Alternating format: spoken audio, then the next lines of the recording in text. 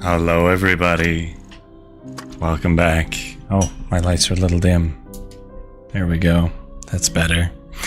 Hi, JB. Hi, Runaway. I hope you guys are doing well. We are back for yet another chapter of A Night in the Lonesome October. Here we go. October 16. Hope you're ready. I slept awfully well last night. Awoke aching and made the rounds. How's about an Afghan? The thing in the circle asked, having assumed that lovely aristocratic form. Sorry, too tired today, I responded. It cursed and departed. The slitherers were all clustered bluely at one point, and I could not figure why. One of life's small mysteries. Outside, I found a dead bat nailed to the tree by a crossbow bolt. It wasn't Needle, just some civilian. Something would have to be done. I made my way back to the body, which had a few more parts missing and didn't smell too good, and dragged it to the next place of concealment. But my heart just wasn't in it. I could go no farther. I turned and walked home, jaws sore, neck aching, paws tender. I want to die. I want to die, came a small voice almost from underfoot. Quicklime, what's the matter? I said. The master was sick right here, he said. I took advantage and got out. I want to die. Keep lying in the road and some cart will come along and give you your wish. Better get over to the side. Here, I'll help. I carried the ailing reptile into the brush. What should I do, Snuff? He asked. Lie in the sun and sweat it out, I told him. Drink lots of liquids. I don't know if it's worth it. You'll feel better later, trust me. I left him moaning atop a rock. I went on home, entered, and dragged myself through my rounds. The master was not in. I went and slept in the parlor, woke again and ate, dozed again. Later, I heard Jack's footsteps approaching the front door. He was accompanied, I knew from the footfalls, by Larry Talbot. They halted outside, continuing a discussion which must have been ongoing as they'd walked. It seemed they had just come from Constable Terrence's office, where they'd been invited in the company of a number of other neighbors for questioning by city police concerning the missing officer I'd been dragging through fields. I gathered that another neighborhood group had followed them in to continue the investigation. So far as I felt just then, they could have had what was left of the man. And Vicar Roberts sitting there glaring at everyone as if we'd all done it, Larry was saying. What right had that man at an official investigation? He's more than a little dotty. Fortunately, Jack responded. Otherwise, someone may pay more heed to his notions. True, Larry said. If anyone had to be done in, he'd seem the best choice. Then they would give some credence to his vision. Of course. There followed a sigh. Oh, I'm just venting a little spleen at those who make difficult things more difficult. He sighed again, then, I noted he hadn't his crossbow with him, he added. Now that would have raised a few eyebrows. They both chuckled. Larry, Jack said suddenly, I confess that I really don't understand your part in this. That you're knowledgeable is obvious, that you know what you're doing, I'm certain, and that you've been helpful, I can't deny. And I'm grateful for it.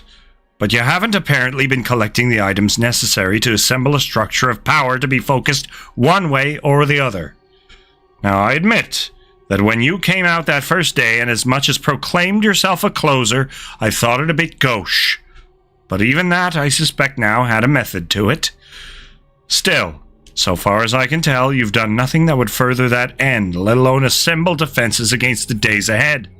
If this be true, you are inviting disaster by announcing affiliation and continuing to reside in the precincts of the game. You're the only one I've told, Jack, Larry replied. Why? I've met most of the others, of course, but there was something about you. Perhaps it had to do with the dog. That assured me I was safe in revealing my persuasion. I've told you that anticipation is my forte. But your role in things, what is it? I never tell anybody everything. It might influence their actions and affect those things I've anticipated. Then I'd have to start over again, and it might be too late. I confess you've almost lost me, but I can feel some rationale behind your words. Tell me what you would then, when you would. Assuredly. I heard their palms strike together as they clasped hands, then Larry's retreating footsteps. Later, I went back to drag things along a little farther. I'd come to a place where the ground was mushy, and it was awful. He kept catching on brambles and getting knotted up in fallen branches and stuck between hillocks.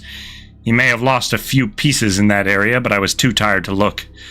Finally, I just gave up and went home. It was near noon, and chances were we'd be going out again that night, it being the eve and all. I needed my rest. On the way back, I looked for Quicklime on his stone, but he was nowhere in sight. There was a very twisty trail leading away, though. Greymalk was waiting on the tree's most popular branch on my return. I noted that the pierced bat was missing, though the quarrel was still in place. "Snuff," she asked, climbing down. "Have you done it yet?" "Don't ask me," I said. "This is proving a major undertaking." "I'm sorry," she said, "but I was at the constable's this morning with the mistress, and I heard all the talk." "What did they say?" "That they knew he came here, and they know he didn't come back, and they won't leave a horse pie unturned until they find him or know what happened to him. Things like that." "Oh, nothing new. How did the questioning go?" "Fine with us. The mistress did her crazy act and talked about him being carried off by fairies for a changeling. They had to ask her to be still. Rastov suddenly understood a lot less English than he used to. Morris and McCab were very polite and said they knew nothing. Jack was quite urbane and seemed very sympathetic, but also had nothing to add. The good doctor was indignant that the quiet hamlet he'd sought to do his research should suddenly be violated by things he'd wanted to get away from. Larry Talbot said he'd never seen the man. Owen said that they'd talked, but he hadn't seen him again after that, and didn't know where he'd gone after he'd left him. He may have been the last to see him, though, according to a rough schedule the officer had mentioned to the constable." "What of the vicar?" "He just said that someone was lying to cover the devil's work, and he'd find out who." I rolled in a dry patch of grass and removed a thorn with my teeth. "So how far along are you?" she asked. "Perhaps 2/3 of the way. I've come to a bad area." "They'll likely search around here first and make their way outwards, so you still should have some time." "That's a comfort. You going out tonight?" "Probably." "Tomorrow it dies. No hard feelings, however things go." "No." "I found a big patch of catnip on my way to the river. If we both get through this, I'll buy you a drink." "Thanks." She stretched. I stretched and yawned. We nodded to each other and went our ways. And thus we reach the day of the new moon, tomorrow. Thank you all for listening. I hope you enjoyed it. How goes to you two, Runaway?